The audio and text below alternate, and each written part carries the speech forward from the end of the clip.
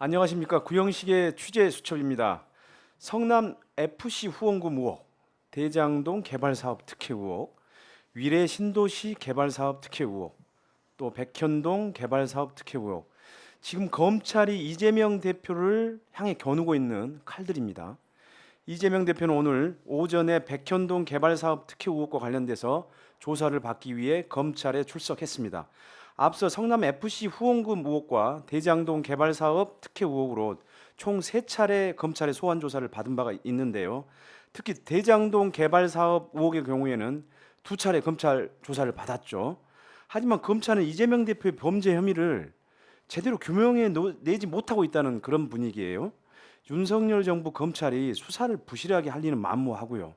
수사해도 범죄 혐의가 안 나오자 인디언 기우제처럼 다른 별건 수사들을 계속하고 있는 건 아닌지 사실 의심스러운 상황입니다.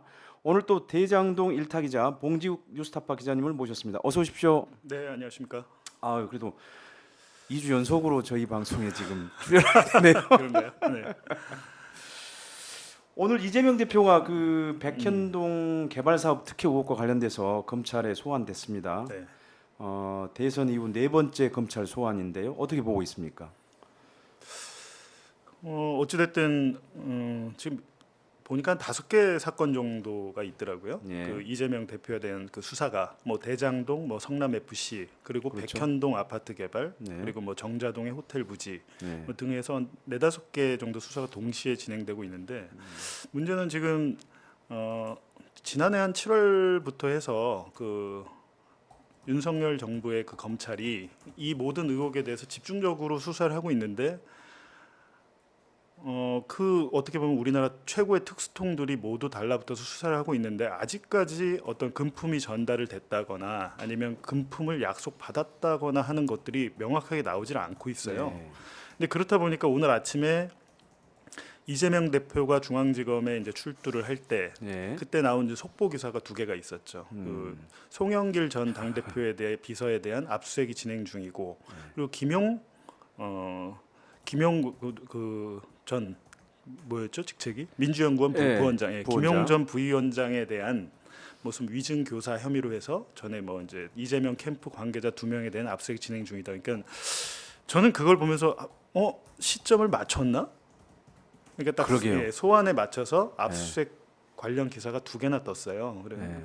그런 것들을 보면 1년이 넘도록 해서 별다른 게 나온 게 없고 특히 대장동 같은 경우는 지난 대선 때 당락을 가르는 큰 이슈였죠. 근데 하지만 그러니까 정권이 바뀌고 검찰이 다시 수사를 1년 넘게 했지만 아직까지 별다른 강력한 혐의가 나오지도 못했을 뿐더러 더구나 이제 천화동인 1호의 그 지분 네. 절반 뭐해서 그 428억 부분, 428억을 약속했다는 부분에 대해서는 아예 재판에 넘기질 못했죠. 근데 그런 것들을 봤을 때 검찰도 되게 고민일 것 같아요. 만약에 이번에 영장 청구를 했다가 기각이 되면 어떻게 되겠습니까? 뭐 엄청 고민에 빠지겠죠. 그러니까 일각에서는 오늘 정의당도 그 발표를 뭐 그런 식으로 했던데 도대체 이게 수사를 하는 거냐 정치를 하는 거냐 검찰이. 근데 만약에 이제 구속영장 청구를 했다가 법원에서 기각이 될 경우에는 그 후폭풍은 만만치는 않을 것 같아요. 그거는 이제 뭐 검찰총장의 책임론까지 불거질 수 있기 때문에 검찰도 굉장히 지금 고심하고 있을 것 같습니다. 방금 뭐 정의당이 그렇게 물었다는데 수사를 합니까? 정치를 합니까? 뭐 이렇게 그렇게 문제 제기를 했다는데 제가 봐서는 정치적 수사를 하고 있는 겁니다. 그러니까 이제 예. 그 부동산 개발업자들과 지방 권력의 뭐 유착에 의한 비리다 이렇게 얘기를 했는데 아직까지 그거에 대해서 1년이 넘도록 밝혀진 게 없기 때문에 정의당도 이제 계속 관망을 하다가 오늘 그런 판단을 내린 것 같더라고요. 근데 저는 이제 대장동 관련해서 저는 뭐 성남 FC나 이런 거 잘 모릅니다. 제가 그걸 취재를 하지 않기 때문에 근데 대장동 관련해서는 그래도 저희 뉴스타파에서 계속 보도를 할 수 있었던 거는 정영학 녹취록 네. 을 전부 저희가 공개를 했고 또 대장동 검찰 수사 기록 4만 5천 페이지, 4만 5천 쪽을 이제 제가 입수해서 분석을 했고요. 오늘 또 한 가지 말씀드리면 이에 더해서 윤석열 정권의 검찰이 수사를 다시 했잖아요. 대장동에 대해서.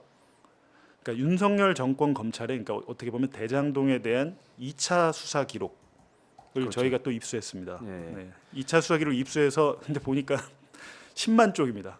예. 그러니까 1차 수사 기록 4만 5천 쪽인데 1차 수사 기록이 더 많아요. 와 열심히 수사했나 봐요 그래서 검찰이. 제가 네, 굉장히 네. 이거 좀 지금 목록 그러니까 이 기록에 뭐가 있습니다라고 하는 목록 파일이 있는데 네. 목록 파일이 900쪽이더라고요. 그러니까 지금 목록 파일을 보고 있는데 10만 쪽 중에 한 4만 쪽 정도는 1차 수사 기록과 거의 겹쳐요. 그리고 이제 나머지 한 5만 쪽이 새로 만든 건데 5만 쪽 중에서도 이제 제가 볼 때는 그 지난해 한 9월 유동규 전 본부장과 남욱 네. 변호사가 석방시키잖아요. 네. 그 석방을 전후로 해서 이들의 바뀐 진술이 담겨 있는 피의자 신문 조서가 거기 있더라고요. 네. 근데 그게 참 공교롭습니다. 근데 갑자기 이분들의 진술이 확 바뀝니다. 그때부터. 근데 그런 것들을 저희가 종합적으로 분석을 하면 사실은 저희가 이제 계속 제가 이제 주장을 했던 결정적인 물증이 없구나, 못 잡았구나라는 부분이 뭐 변하지는 않을 것 같습니다. 그 10만 쪽의 수사 기록은 이제 저희 방송 뒷부분에서 잠깐 또 다시 한번 언급을 좀 하고요. 그리고 그게 이제 뉴스타파를 통해서 보도가 되면 저희도 역시 방송에서 봉지욱 기자님 모셔서 그 얘기를 좀 자세하게 또 들어보도록 하겠습니다. 그럼 좀 백현동 개발 사업 의혹 지금 그러니까 오늘 사실 부서가 다 움직였어요. 네. 지금 이제 이재명 대표가 지금 조사받고 있는 건 반부패 일부죠. 네. 그리고 지금 압색들을 했던 곳들은 다 이제 또 2부, 3부들이거든요.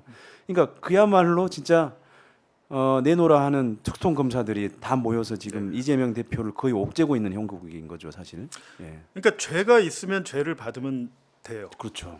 근데 그 우리나라 특수부 검사들이 내로라는 특수부 검사들이 다 붙어서 1년 동안 밝히지 못했던 건 제가 볼 때 이건 문제입니다. 이거를 제대로 밝혀서 이런 의혹에 대해서 해소를 하든지. 근데 그게 아니라고 하니까 이제 정의당 같은 곳에서는 이거 정치하는 거 아니냐, 정치적 수사다 이거거든요. 근데 이번에 어찌 됐든 구속영장 청구를 하느냐, 그리고 영장 결과가 어떻게 되느냐에 따라서 앞으로 특히 뭐 내년 총선까지 크게 영향을 미칠 것 같습니다. 네. 아니 인디언 기후제 얘기를 제가 했지만 인디언 분들이 만약에 한국에 오면 이분들이 보더라도 너무 좀 심하지 않냐. 자기네들도 인디언 기후제를 네. 지내보긴 했지만 이거는 좀 너무 심한 것 같다. 예. 라고 할 것 같을 정도의 지금 수사 분위기입니다.